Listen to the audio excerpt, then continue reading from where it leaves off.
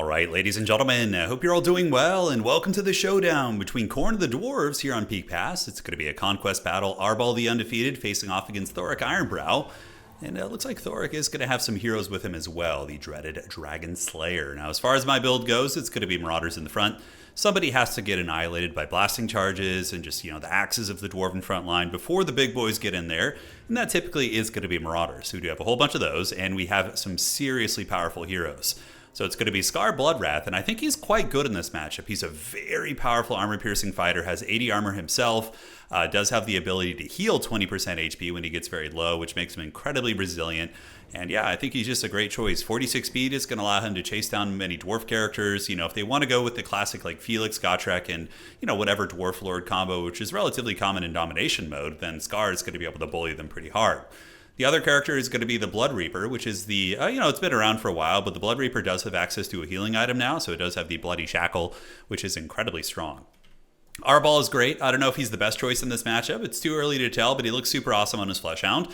And we do have the Eye of Khorne, as well as the big AoE explosion, which is the Fury of the Blood God. So that's going to be doing big bombardments. And, this ability has really good AP values. You can see it does do 36 damage, with 66% of that being armor piercing, so that's very significant. Furies to shut down missile pieces, Bloodletters up on the high ground, and just to be extra sneaky and eventually chew through the Dwarven legions, it's going to be the Bloodwake Berserkers. So we got the Warmongers in here, or Wrathmongers. They are absolute murder hobos. And when they do die, they actually explode and do damage as well, much like the Sour Guts, and it has, good AP values. It's 100% AP. So against Dwarves, not bad at all, right? A couple Fleshhounds in the tree, which are going to be the Hounds of the Blood Hunt. So for Taco's army here, it's going to be a legion of blasting charges backed up by a flame cannon, which I absolutely love. Flame cannons are, not the worst thing in the world against like lightly armored units. So if he's able to blast my Marauders and keep it defended, it could be an absolute menace. Double Iron Drake Trollhammer Torpedo. It's going to be Thoric and old Dragon Slayer, and that is going to be it, ladies and gentlemen. So we'll fast forward while the two armies approach. The Dwarven host is going to be moving up while I do grab the objective here. So Arbaalin is going to be juking. You see I'm running back and forth. But now the Flame Cannon is going to be singing in there, and I do get a surround on his army, so we do manage to get the Furies around the back. But, diving into his army would be stupid. Basically, my Furies would be instantly killed by either blasting charges, his characters, and his Slayers. So just got to take a beating while I get a big surround, basically. Thankfully, he hasn't noticed the Bloodwake Berserkers, because otherwise the Flame Cannon would be shooting him, but it looks like they do switch on to the Bloodletters, which is a good call. Yeah, interestingly enough, from a distance, the Wrathmongers kind of just look like Marauders, I suppose, although they do have a pretty distinct banner there. So shots coming in from the Flame Cannons hurts pretty bad. He's able to melt me and do some good DPS against the Bloodletters. And now it is time to party. So Arbaalin finds his way into the enemy ranks. So the idea was to try and mitigate the blasting charges a little bit, and we do bait out the blasting charges with our character core. So now Skarr and good old Arbaalin is going to be balling up in enemy lines. It's some cool attack animations. Let's see if they have any synced attacks here. We'll watch for a second. But yeah, awesome stuff, man. Khorne just has such cool flavor. So continuing to get through the miners, trying to wear them down, and now the Dwarves make a very bold play. They move in with their characters. So Arbaalin and Skarr and the Blood Reaper are going to be 3v1ing the demons or the Dragon Slayer here. That Dragon Slayer is going to get taken to Pound Town, and he's really durable with the Rune Invigation. I think in tandem with his other items, he has like over 40% ward save on him. But even still, you can see the raw DPS of these Khorne characters with the Bloodstorm Blades being activated. That Skarr's item, 875 weapon strength, just cutting through that unit. And we do also get the Bloodwake Berserkers on the flank. So the blasting charges were mitigated, and then the big Khornate infantry are able to get in and do quite a bit of damage. Now, I do land with the Furies, but he responds very, very well. He's able to track with the Flame Cannon, and I just lose like 600 gold instantly. So that felt really, really bad. And I do end up diving in the Horsemen and try and shut down the Iron Drakes, which were doing good damage against me as well. But, off to a good start. The Khorne characters were able to kill the Dragon Slayer very quickly, and now Thoric Ironbrow is in the danger zone. Slayers here are going to be okay against Arbaalin. He is on a large target. He's on his Fleshhound, so it's a big target. But Skarr Bloodwrath, as well as the Blood Reaper, should be slightly more resilient. So the Dwarves are going to be retreating their Lord, and that's some of the fastest I've ever seen the Dwarf Lord go. I do manage to weave through the seam a little bit, so I do get the Fleshhounds on top of the Flame Cannon, desperately trying to take those things down, while also landing Furies on the other side, but certainly having problems breaking through the Dwarven formation. It's been very stalwart, and there's going to be a Rune of Wrath and Ruin there, which I believe does some okay damage against my Furies. Yeah, you can see they get melted a little bit. The gang here has moved in. The Bloodwake Berserkers are being targeted pretty heavily, and I do use the old Chaos Spawn Summon. So Arbaalin does have the ability, using the Eye of Khorne, to insta-kill a unit, and I knew I needed to shut down those Iron Drakes. The idea was if I can break them and chase them out of the formation, then I can just run them down with the Marauder Horsemen. So that was kind of the game plan. couple of Bloodletters come back. Marauders are also rallying. Very, very close fight in terms of the balance of power. I mean, I've lost many, many units. Most of my Marauders are dead. My Furies are mostly gone. I do have some Marauders coming in here who took a little bit of a wide route. And unfortunately, I can't quite get this Flame Cannon down. It's been an absolute pain. The Flesh Hounds got trapped up there, so the Hounds of the Blood Hunt going to be trying to escape. But Dwarves do have very good mass, even on their infantry, so that feels bad. But trying to get rid of all the missile units. When the missile units are gone, I'm going to be able to kind of have some, impunity on the battlefield where I can run around and, really micro with my heroes without just being punished at ranged. Thoric has survived the onslaught, and the Dwarves are going to be trying to capture the objective here, so I do send some Marauders over there to try and mitigate that. Flame Cannon's still online, and I've been playing a lot of games with Taco. I have to say he's really, really good at keeping the artillery online, like whether it be a Hellblaster volley gun or a Flame Cannon. Dwarves are especially good at that because their artillery crews, or by artillery crew standards, are very stalwart and hold on very, very well. So the Iron Drakes do break, but unfortunately my Horsemen get cooked by that Flame Cannon, so that felt real bad. So now my Hero Corps, Skarr, Bloodwrath, and company, going to be moving in after the Iron Drakes, and they do get the Rune of Negation, which is going to be giving them some nice ward save there. Meanwhile, the Marauder Horseman going to be circling about face. I don't know if he's going to put him in guard mode and start ripping shots. We'll have to see. But now the heroes finally going to get on top of the Flame Cannon. So maybe they're going to get taken offline, and Marauder unit does arrive. So the swelling hordes of chaos are here, led by Arbaalin, the undefeated, and his Blood Reaper pet, still very much alive. Skarr Bloodwrath is still tanky. I believe he already got his heal proc. I'm not sure, but he does get his heal, which gets stronger based on how many kills he's gotten and whatnot. The Bloodstorm Blade's active, 875 with a massive anti-infantry bonus, and he is able to karate chop those Iron Drakes pretty well. And now it looks like Thoric Ironbrow with his magic damage, thinking he can get in here, but I mean, Skarr isn't a demon, he's immortal. I guess he's very mutated, but he is of the mortal kin, and he's going to be battling it out versus Thoric. Honestly, in a straight-up fight in this current health situation, Thoric might lose that. Skarr with his Bloodwrath blades, which seems to last a long time, is going to be a big problem for Thoric. So Thoric's hitting at 1500 HP. Skarr is taking a little bit of damage, but Arbaal's not going to let his homie go down like that. He rolls over on his Flesh Hounds. Arbaalin doesn't seem to have the most mass. What I've noticed is he can get trapped. If you get Arbaalin surrounded by high-mass infantry, he gets stuck really badly.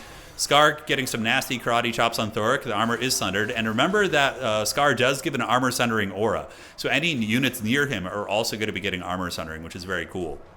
So Thoric getting worked on a little bit. Flying Taco has rallied some of the shooting out here, which felt very, very bad. The Bloodwake Berserker is going to be on their way back in, having gotten about 900 value so far. Not great, considering they're like an 1800 gold unit, but also not the worst thing, considering blasting charges and shooting and all that. So almost got old Thoric down. He's at a little bit of HP here. Nice shooting coming in from the Iron Drakes, shooting into Skarr. So really, really finding an opportunity to get some good shots there. Just he's a big-ish target. He's considered infantry size, but they can still kind of see him standing above the Dwarves.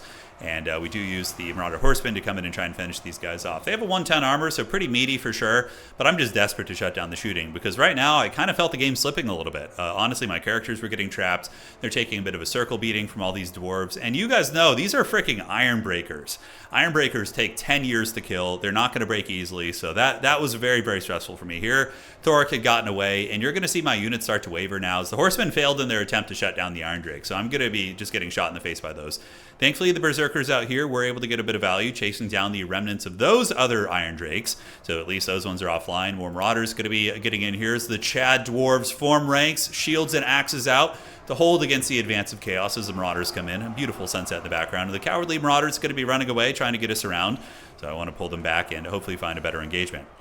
So this is not good. Skarr Bloodwrath is getting kind of close to breaking here, as the Iron Drakes are trying to rip shots where they can. They're heavily obstructed, but they are able to get a couple shots, but this is where Arbaal's ability is very clutch. He does have that big AoE, and if he can escape this pit and get in there and maybe hunt down Thoric, then that is going to be a bread-winning situation. The Hounds of the Blood Hunt and the Marauders trying to fight the remnants of the Dowie over here. Hopefully they will be able to hold, and we're just going to keep an eye on this engagement as Skarr Bloodwrath is at -4, and unfortunately he is going to be running, so he does break and run.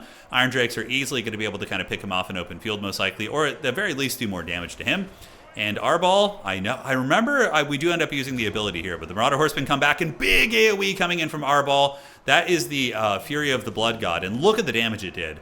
The Iron Breakers survive it, but it takes down the lesser units like the Longbeards and Dwarf Warriors there. And now the champion of the Blood God has escaped the wrath of the Dowie and is going to be hunting his prize. He's not as obsessed with skulls as like the Skull Taker, but you know, he's a close second. He's going to be getting in there and looking to see if he can take down Thoric Ironbrow.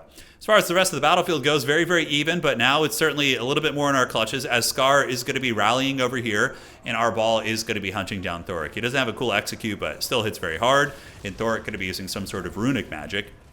as the Blood God's champion does close the distance and has not connected quite yet. Rune Negation doing well. The Dwarves still do have their Ironbreakers as well as the Dwarf Warriors here. Balance of Power actually looking a little bit favored for the Dowie at this point, but it kind of is in flux as it pulls back into the middle. Marauder Horseman Throwing Axe is going to be piling in, and Thoric is very, very close to going down. Arbal, if we can cut the head off the Dowie Snake here, we're going to be in a much better position. So running away, 100 HP, does use the Rune of Doom, so that's going to be saucing up the nearby units. We do get the Fleshhounds being crumbled, 100 HP, and down goes Thoric. He is slain by the Blood Reaper as well as Arbal the Undefeated. And the rest of the dwarves are going to be shaken, having seen their lord fallen like that. Skarr Bloodwrath is coming back in here, and Sword of Khorne going to be coming in with the steel chair as well. Who says Khorne doesn't use a little bit of magic, and that does some respectable work against the Dwarf Warriors here. But I don't know if the dwarves are going to have the tools to deal with the Skarr Bloodwrath and Arbal. Even though they're both kind of low health, probably going to be able to clean up most of these. We do also have some Marauder Horsemen in there, so right now the dwarves are sallying forth.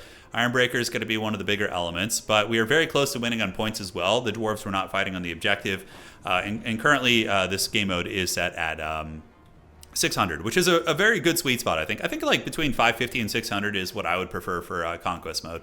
500, I understand where people are coming from, because some games that were still being contested were decided, but this would be good, like, if somebody was being very cheesy and trying to draw kite you or something, this would be a situation where you could potentially win on that, right? So Horsemen going to be scurrying about, and Arbaalin and company are doing a glorious battle. Skarr Bloodwrath. I don't know how many times his heal can proc. The blood tally augments his heal, and then we have, where is it? The Bloodborne. Okay, Bloodborne can only be used once, so he only gets his heal once per battle. Value for Skarr is going to be about 1,600 right now, which is very good against dwarves, and that is going to be the shattering of the dwarven lines as Arbal and his Marauder Horsemen end up cleaning him up. And what a freaking scrappy battle, man. That was just a knockdown, drag-out fight. Really, really fun stuff. Our ball went. He was balling, dude. He got freaking, how much value? 3,200? Wow, that's crazy. And that mainly came from killing the dwarven characters and using his AoE explosion on, 1,300 gold, dwarven infantry. So that was big. Skarr did good. Blood Reaper paid for itself. And the Wrathmongers were, I don't know. I don't know how I feel about them. I feel like they should be killier for what you're paying, but I don't know. I suppose they do kill things very quickly. Against vampire counts, I've tested them and some of the other armored factions that can't really shoot effectively. And they can do work there. So time will tell, ladies and gentlemen. All right, GG, well played. Look into the value of the dwarves. The Dragon Slayer getting whooped on very early was rough. He got a flame cannon to pay for itself, which is pretty cool. And the Trollhammer torpedoes were good. Iron Drake 1,600, on the Iron Breakers. Amazing stuff. All right, guys, we'll see you around. Hopefully you enjoyed that one, and let me know which characters you want to see next. Cheers.